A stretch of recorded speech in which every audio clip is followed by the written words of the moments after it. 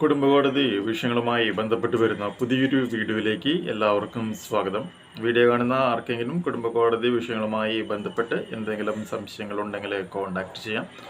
WhatsApp number +91 79 94 97 14 19. ഒരു വട്ടം വിളിക്കുവാനുള്ള consultation fees 500 രൂപ. ഗൂഗിൾ പേ ചെയ്യുക. സ്വന്തമായി ഗൂഗിൾ പേ ഇല്ല എന്നുണ്ടെങ്കിൽ ഫ്രണ്ട്സിൻ്റെ ഗൂഗിൾ പേ ഉപയോഗിച്ചുകൊണ്ടും എമൗണ്ട് പേ ചെയ്യാവുന്നതാണ്. കൂടാതെ മെമ്പേഴ്സ് ഓൺലി വീഡിയോസ് അവൈലബിൾ ആണ്. ആ വീഡിയോസ് കാണണമെന്നുണ്ടെങ്കിൽ താഴെയുള്ള ജോയിൻ ബട്ടൺ പ്രസ് ചെയ്ത് മെമ്പർഷിപ്പ് എടുത്തു കഴിഞ്ഞാൽ ആ വീഡിയോസും കാണാവുന്നതാണ്. ഇന്നത്തെ വീഡിയോയിൽ നമ്മൾ ഡിസ്കസ് ചെയ്യുന്നത് ഒരു വ്യക്തിക്ക് എതിരെ, ആ വ്യക്തിയോ അല്ലെങ്കിൽ വ്യക്തിയുടെ വീട്ടുകാർക്കോ എതിരെയായിട്ട് ഒരു 498A പ്രകാരം ഒരു കേസ് ഫയൽ ചെയ്യുകയാണ് എന്ന് വിചാരിക്കാം. അങ്ങനെ ഫയൽ ചെയ്യുന്ന കേസ് വ്യാജമാണെന്നും പ്രത്യേകിച്ച് അതിൽ മെഡിക്കൽ ലീഗോ റിപ്പോർട്ടോ അല്ലെങ്കിൽ MLCയോ അല്ലെങ്കിൽ ശാരീരികമായിട്ടുള്ള എന്തെങ്കിലും ബുദ്ധിമുട്ടുകളോ അല്ലെങ്കിൽ വ്യാജ സ്വർണം, പണം എന്നുമായി ബന്ധപ്പെട്ടുള്ള കാര്യങ്ങളൊക്കെ പറഞ്ഞുകൊണ്ടുള്ള ഒരു കേസാണ് എന്നുണ്ടെങ്കിൽ ഭർത്താക്കന്മാർ ഒന്നുകൊണ്ടും പേടിക്കേണ്ട ആവശ്യമില്ല. അതെന്താണ് സംഭവം? വ്യാജ 498 കേസ് കൊടുക്കുകയാണെങ്കിൽ പണിഷ്മെൻറ്റ് ചെയ്യാനായിട്ടുള്ള വകുപ്പുകൾ ഇവിടെ അവൈലബിൾ ആണ്. പക്ഷെ നിങ്ങളാരും അത് ഉപയോഗിക്കാത്തത് കൊണ്ട് മാത്രമാണ് സെറ്റിൽമെൻറ്റിന് പോകേണ്ട ഒരു സാഹചര്യം ഉണ്ടാക്കുന്നത്. അപ്പോൾ ഇന്നത്തെ വീഡിയോയിൽ നമ്മൾ ഡിസ്കസ് ചെയ്യുന്നത് വ്യാജ 498 പ്രകാരം ഒരു കേസ് കൊടുക്കുകയാണെങ്കിൽ ഭാര്യയ്ക്ക് ഏതെല്ലാം തരത്തിലുള്ള പണിഷ്മെൻറ്റ് മേടിച്ച് കൊടുക്കുവാനായിട്ട് സാധിക്കും എന്നുള്ളതാണ് നമ്മൾ നോക്കുന്നത്. വൺ ആയിട്ട് നമ്മൾ ഡിസ്കസ് ചെയ്യാം. ഇതിൽ ഫസ്റ്റ് പോയിന്റ് ഇതാണ്: in case the husbands and in-laws have been falsely implicated in a section 498A case, they can take shelter or counter sue the wife or the daughter-in-law under section 182. 182 means false information with intent to cause public servant to use his lawful power to the injury of the another person എന്നാണ് പറയുന്നത്. അപ്പോൾ നിങ്ങൾക്കെതിരെ തെറ്റായൊരു information വെച്ചുകൊണ്ടാണ് ഒരു case കൊടുക്കുന്നത് എന്നുണ്ടെങ്കിൽ IPCയിലെ under section 182 പ്രകാരം അവർക്ക് എതിരെ ഒരു കൗണ്ടർ സ്യൂ നിങ്ങൾക്ക് ഫയൽ ചെയ്യുവാനായിട്ട് സാധിക്കും.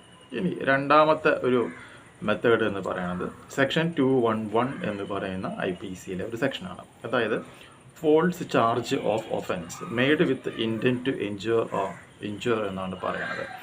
അതായത് പ്രത്യേകിച്ച് കാരണങ്ങളൊന്നുമില്ല, മെഡിക്കൽ റിപ്പോർട്ടൊന്നുമില്ല, എല്ലുകളോ അല്ലെങ്കിൽ ശരീരത്തിനോ ക്ഷതങ്ങളൊന്നുമില്ല, ഒരു വൈഫിന് നിങ്ങൾ പ്രത്യേകിച്ച് ശാരീരികമായ പീഡനങ്ങളൊന്നും ചെയ്തിട്ടില്ല എങ്കിൽ പോലും 498 പ്രകാരം ആ സെക്ഷൻ അതിൽ ഉപയോഗിച്ചിട്ടുണ്ട് എന്നുണ്ടെങ്കിൽ സെക്ഷൻസിനെ മിസ്യൂസ് ചെയ്തു എന്ന് പറഞ്ഞുകൊണ്ട് അല്ലെങ്കിൽ നിങ്ങൾക്കെതിരെ തെറ്റായ ചാർജുകൾ നിങ്ങളുടെ മേത്ത് ഏർപ്പാടാക്കി എന്ന് പറഞ്ഞുകൊണ്ട് നമുക്ക് എന്ത് ചെയ്യാൻ പറ്റും?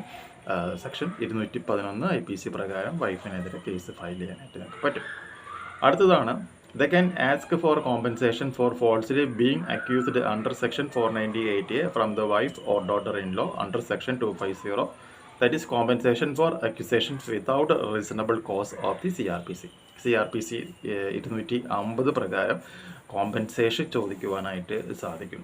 കോമ്പൻസേഷൻ വേണമെങ്കിൽ കോമ്പൻസേഷൻ ചോദിക്കാം. ഇനി ഡിഫൈമേഷൻ വേണം എന്നുണ്ടെങ്കിൽ IPCയിലുള്ള 499, 500, 501, 502 പ്രകാരം ഡിഫാമേഷൻ കേസും ചോദിക്കാം, മാനനഷ്ട കേസും ചോദിക്കാം.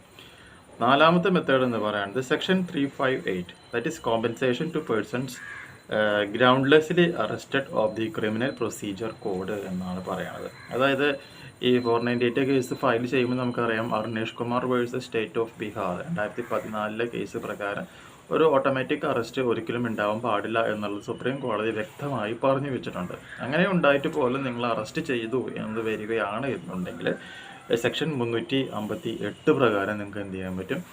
കേസ് ഫയൽ ചെയ്ത വൈഫിനും അത് അറസ്റ്റ് ചെയ്തിട്ടുള്ള ആൾക്കാരുണ്ടെങ്കിൽ അവരെയും നമുക്കിതിൽ ഉൾപ്പെടുത്തിക്കൊണ്ട് കൗണ്ടർ സ്യൂ ഫയൽ ചെയ്യുവാനായിട്ട് സാധിക്കും എന്നുള്ള കാര്യം മനസ്സിലാക്കുക.